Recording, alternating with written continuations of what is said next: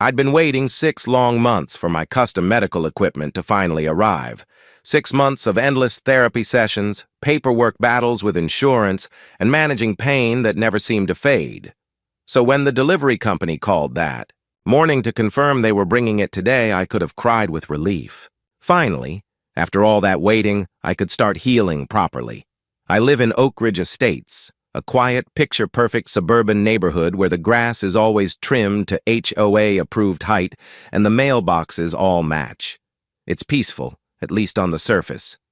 But beneath the manicured lawns and white picket fences lies the true ruler of this kingdom, the Homeowners Association, run with military precision by one woman, Karen Wilkins. Karen is in her 50s, always impeccably dressed, her blonde bob never out of place. She walks the neighborhood like she owns it, carrying her clipboard like a badge of authority, her expression perpetually stuck somewhere between disgust and superiority. Around noon, the delivery truck finally pulled up in front of my house. From my living room window, I watched eagerly as the driver stepped out, clipboard in hand, heading for my front door. I moved as quickly as my recovery would allow, ready to greet him, when I suddenly saw her.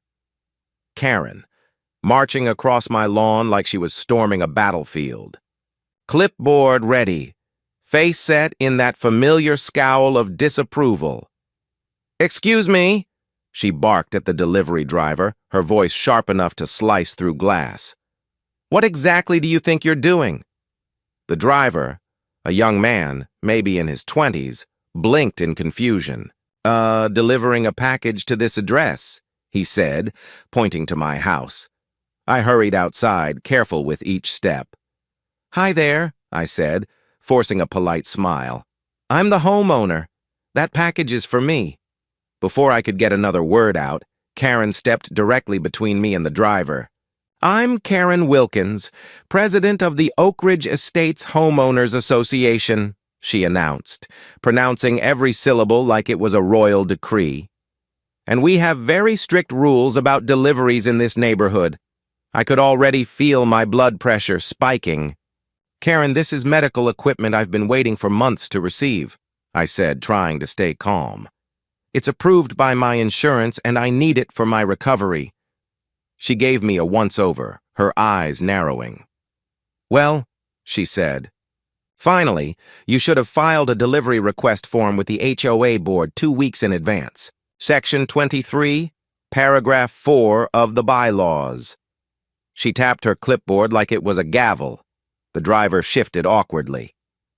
"Ma'am, I just need someone to sign for it so I can move on," he said carefully. Karen turned toward him, plastering on a smile that didn't reach her eyes. "Don't worry, I'll handle this. You can leave it with me as the HOA representative. I'll make sure it's properly processed according to our community guidelines." "Absolutely not," I snapped, stepping forward despite the pain shooting through my leg. "Karen, this is my medical equipment. It's custom-made and costs thousands of dollars. I need it today." She crossed her arms smugly. "Then perhaps you should have followed the rules. They exist for a reason." Her voice was coated with fake sweetness, the kind that barely hid her condescension. The poor driver looked like he wanted to disappear. "I just need a signature from the person at this address," he said again, holding out his tablet. Before I could even reach for it, Karen snatched it from his hands. "As the neighborhood representative," she declared, "I'm confiscating this package until the proper paperwork is filed. It'll be held at the community center in the meantime." I stared at her, speechless. "Karen, that's theft. You have no right to take my property." She laughed, a short, dismissive laugh. "It's not theft. It's the enforcement of community standards. You'll get your package once you've completed the necessary forms and paid the rush delivery fee, $200. The delivery driver looked from her to me, clearly unsure what to do. "Ma'am, I can't just give this to someone else," he tried to explain. Karen's tone hardened. "Young man, do you really want me to call your supervisor? I'm sure they'd love to hear how you're disrupting our peaceful community with unauthorized deliveries." That was it. I pulled out my phone. Karen, if you don't step aside right now, I'm calling the police. This is my property, my address, and my delivery. She rolled her eyes. Go ahead. My husband plays golf with the police chief. They understand the importance of maintaining standards. Keeping my eyes on her, I dialed 911. Yes, hello, I said, steadying my voice. I need to report a theft in progress. Someone is trying to take my medical equipment. Karen's face turned red, but unbelievably, she doubled down. While I was still on the phone with dispatch, she somehow convinced the flustered driver to place my package in the back of her oversized SUV parked across the street. To this day, I don't know how she pulled it off, whether it was her overbearing tone or the poor guy's desperation to escape. But by the time I hung up, she was slamming her car door shut, my equipment locked in her trunk. You'll get this back once you've learned to respect the rules, she said smugly before driving off. She called out through her car window as she started the engine. You'll get it back once you learn to follow the rules. I've just described your vehicle to the police, I shouted after her. They're on their way, and this is grand theft. Karen just smiled, gave a smug little wave, and drove off, leaving me standing in my driveway with my phone still in hand, completely stunned by what had just happened. About 20 minutes later, 2 police cruisers pulled up in front of my house. I hurried to meet them, relief mixing with disbelief. I explained everything, how the HOA president had stolen my medical equipment, showing them my order confirmation, delivery tracking, and even the HOA bylaws on my phone to prove there was no such thing as a delivery request form. One of the officers, Detective Rodriguez, according to the badge on his chest, took careful notes, his expression darkening with every detail. So, he asked slowly, she knew it was medical equipment and took it anyway? Yes, I confirmed. She specifically acknowledged it, but said I had to file paperwork with the HOA first. Rodriguez's jaw tightened. The value of this equipment puts it in grand theft territory, he said, glancing toward his partner. And since it's medical, there could be additional charges. He made a quick call to dispatch, instructing nearby units to head to Karen's address immediately. While we waited, I told him more about Karen, how she'd terrorized the entire neighborhood for years with her petty fines, her obsessive rule enforcement, and the way she used the HOA as her personal kingdom. Detective Rodriguez listened intently, jotting things down. People like that, he said finally, shaking his head, get drunk on the tiniest bit of power. But taking someone's medical equipment, that crosses the line from annoying to criminal. About an hour later, my doorbell rang. I opened it to find Detective Rodriguez standing there, smiling slightly. Behind him, 2 uniformed officers were unloading my medical equipment from the back of a police cruiser. We recovered your property, he said, stepping aside so they could bring it in. Ms. Wilkins wasn't exactly cooperative, but once we explained the seriousness of the situation, she didn't have much of a choice. I let out a huge sigh of relief as they placed the package inside. Thank you so much, I said. Is she in trouble? Rodriguez's grin widened just a bit. Oh, yes. She's been arrested and is currently being processed downtown.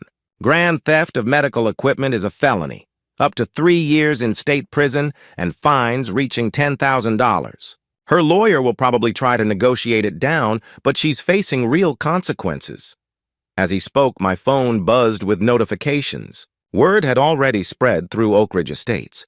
The HOA board had called an emergency meeting and was sending out emails about a leadership transition and an unfortunate incident involving our former president. Rodriguez chuckled as I showed him the messages. Looks like her reign of terror is officially over, he said. We'll need you to come down to the station tomorrow to give a formal statement. As he left, he paused on the porch and turned back.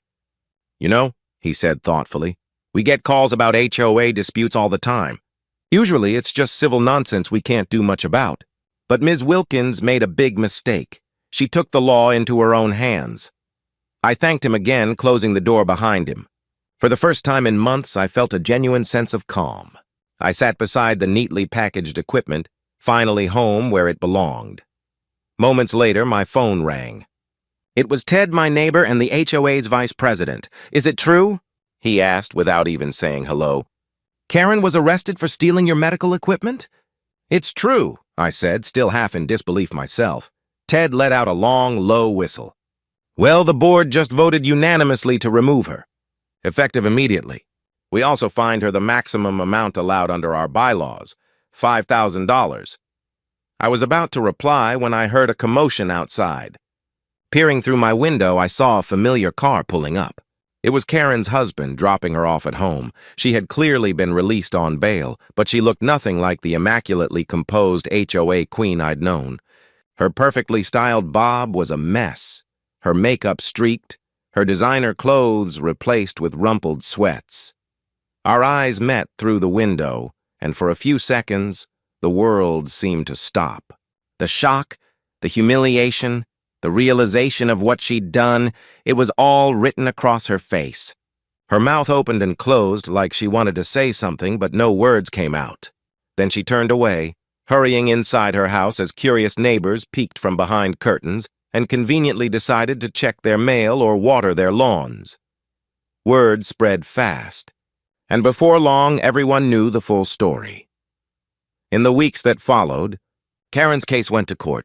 The judge didn't seem moved by her excuses.